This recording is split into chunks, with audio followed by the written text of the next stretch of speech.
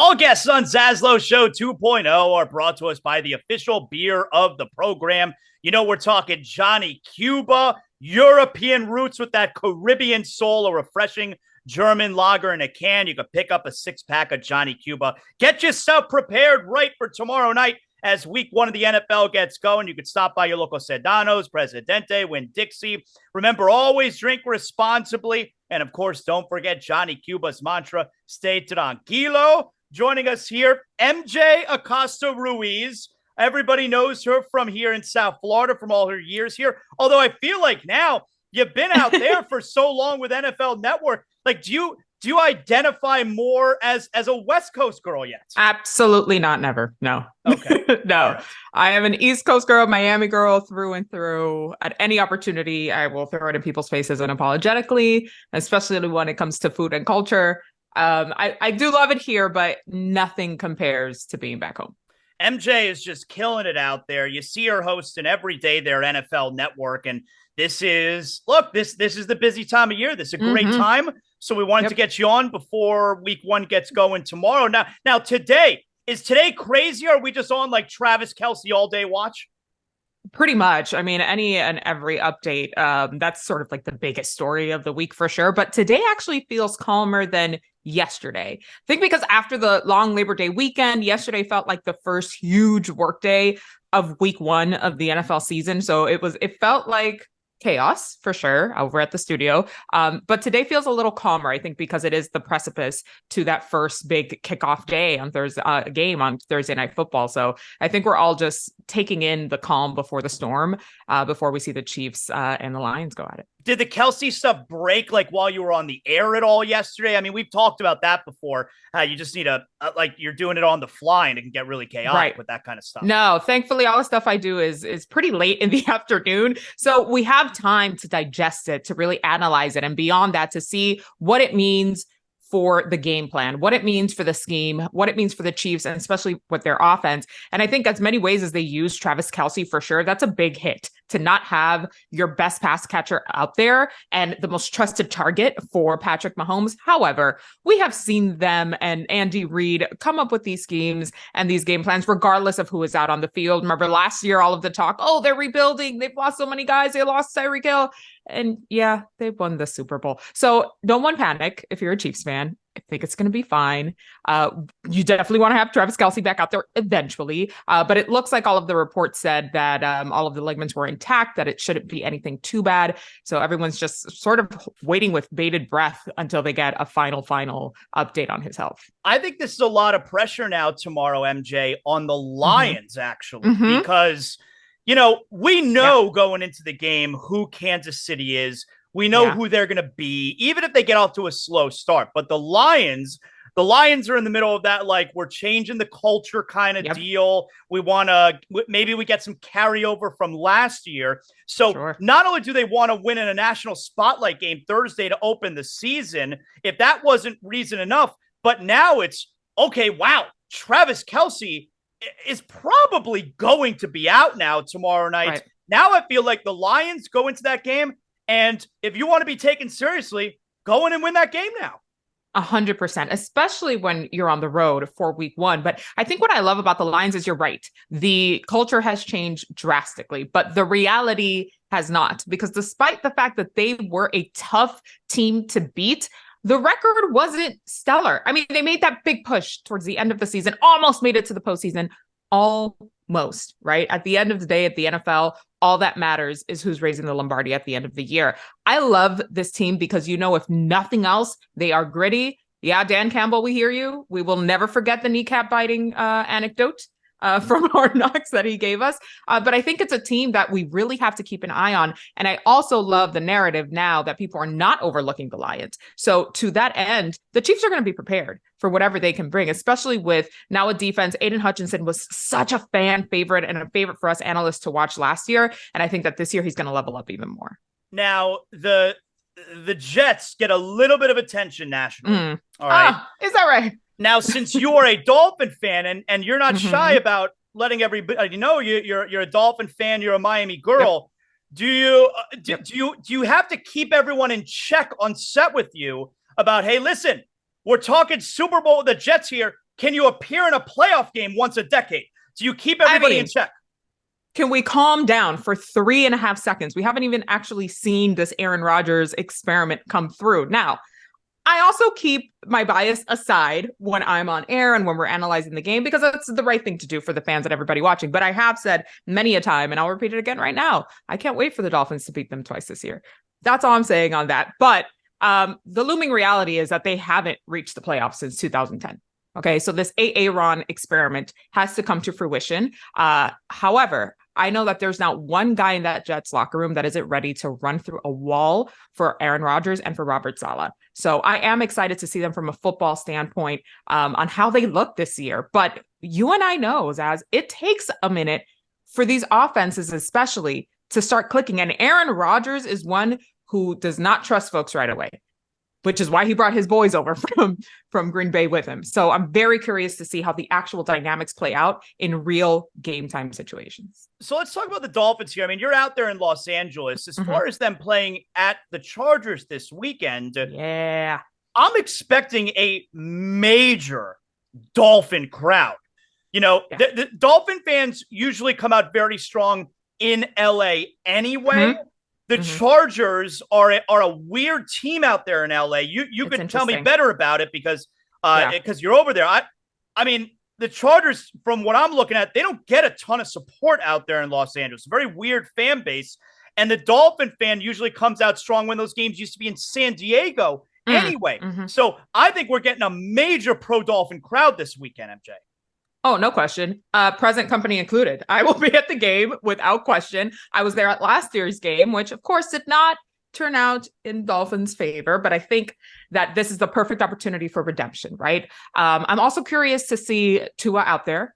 Again, I think we're very excited to see what he can bring. I talked to him over the offseason a couple of times, got to interview him at the Super Bowl when things were still pretty fresh, him coming off of his injuries and really trying to get back to his full form. Isn't he so easy to root for? Oh my God. Are you kidding me? The most lovable person ever. He's just a stand-up guy, very classy, and he really does love this game. I think if the fact that he's back out on the field now doesn't prove that to everybody, I don't know what will. Your dedication to the game and to the love of this sport shows when you come back from something as scary as that. It was scary for us to watch. Imagine him being the one who lived through it, his family, his parents. I mean, it's unreal. But on the other side, Justin Herbert, who just got a nice beefy paycheck. So he's trying to prove and show out as well. But there will no question be a huge Dolphins contingent. I'm going with like 3 other Dolphins fans as well to the game. So I will send you some videos and let you know just how deep we were rolling on Sunday. You know, I've noticed, and I've talked about this on the show today. It's a weird. I like it that the Dolphins are talked about so much nationally, be it NFL Network or be it ESPN. I don't care if people are picking against the Dolphins. I like it that they're being talked about, and they're being talked about in a football sense, as opposed to all the years where the only time we'd ever be talked about nationally is over scandals and embarrassment. So I don't care if you're picking against the Dolphins. But here's the thing that I do find weird. When people are talking about the Dolphins these days, and the expectation, there's always the caveat if Tua stays healthy.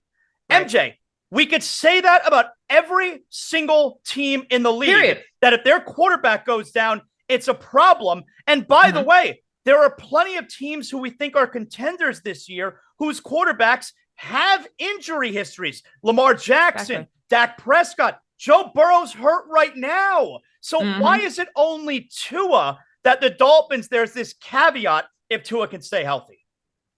I think it's easy for people to sort of brush off the Dolphins. They're going to be fine. They live in Miami, for God's sakes. Like, they're just going to go to the beach. It's almost like, at least the tone that I've seen is they'll be all right. And they haven't really done much anyway. Like, all right, they have Tua now. They have a track meet at the wide receiver position. They have Jalen Ramsey, but now he's suffering from an injury. So it's almost an afterthought, which I find rude and take personal offense to. However, I like the narrative. Please discount the Dolphins. Please overlook the Dolphins. Please don't pay attention to what Mike McDaniels is doing. Because if you weren't paying attention to what he did in San Francisco as a coordinator, I really think you're going to rue the day when you didn't pay attention to what's happening in South Florida at the head coaching position and with all of the pieces that they added to this team. It's just a weird thing. I mean, like literally every team, like there's not a single team in the league, MJ, where like a team that's supposed to be a contender. All right, they lose their quarterback. It's okay because the backup's going to be able to step in. No, every single team, if they lose their quarterback, they are screwed. Mm-hmm. Yeah. Look, San Francisco was sort of the exception, not the rule. Right. Brock Purdy is a unique talent, a unique situation. Not everybody. Now, look, I hope that White Lightning can step up and do what he's got to do. If Tua gets hurt. Is Skylar Thompson White Lightning? He's White Lightning or is Mike White? Mike White. Oh, okay, Mike White. I didn't realize which one of those guys is White Lightning. To be clear, it's Mike White. But that's their job, right? You have to you're getting paid to be there in the event that your quarterback goes down. And I think in a situation like the Dolphins experience from last year, they have to have full confidence in who is QB2. So, but you're right. That's every single team in the entire NFL. Remember the Super Bowl or in the playoffs when Patrick Mahomes got hurt and everybody's like, well, that'll be it for the Chiefs because there's not, some other guys sitting on the bench there. Do you ever tell what are your expectations for the Dolphins this year? Mm-hmm. And do you ever find yourself sitting around thinking, oh my God, I've never experienced it. It'd be amazing if the Dolphins made the Super Bowl. I'm not even talking about winning it, just making the Super Bowl. I would actually have a heart attack, I think, if they made it to the Super Bowl. Like I will be unwell. But they do have the second hardest strength of schedule in the league this year. That cannot be discounted. That is top of mind. And the division has only gotten more challenging and more competitive, as it always tends to do. It's a different target now. Before it was just the Patriots that we really, really had to go against. Now the Bills are top contenders. The Jets certainly bringing some more flair to it. So I'm actually focused more on those divisional matchups because if they can take the division, if they can stay on solid ground there and make sure that they take these other teams out, I think they'll be fine the rest of the way. By the way, I am going to be in Germany when the Dolphins take on the Chiefs. So okay, I'm really excited to see how the Dolphins fans show up in Europe.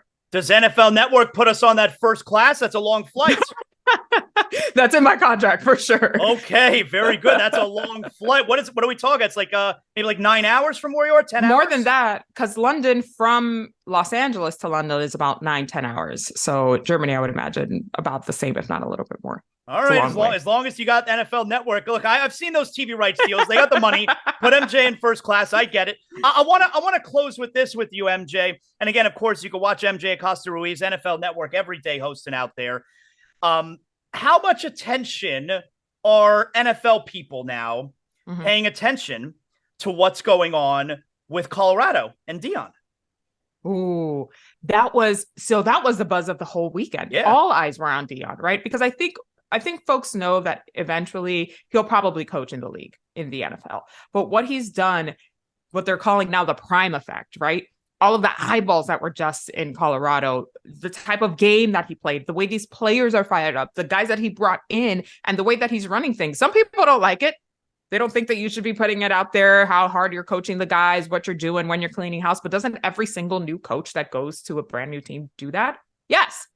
It's just different because you have a Hall of Famer who's running your team here. So I love it. I love it for him. I love it for us. I love it for college football. I love it for you, Colorado. This is huge. But the eyes of the NFL, I think, are even closer on Colorado now and what's happening with that university and with Deion. Did you see my favorite part was the captains? They don't wear C's on their jersey.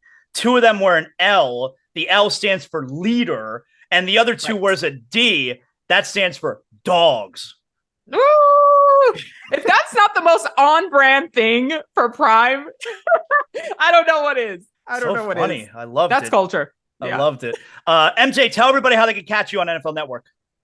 I'll be all across the NFL platform. So a little bit different this year. You'll see me doing a lot more feature stories. I will be out covering the international games. Also catch the El Huddle podcast, which is a little bit more of a cross-section between the Latino culture and the NFL fan base. And then, of course, across all of the NFL media shows as well. And you can find me on social media, MJ Acosta TV.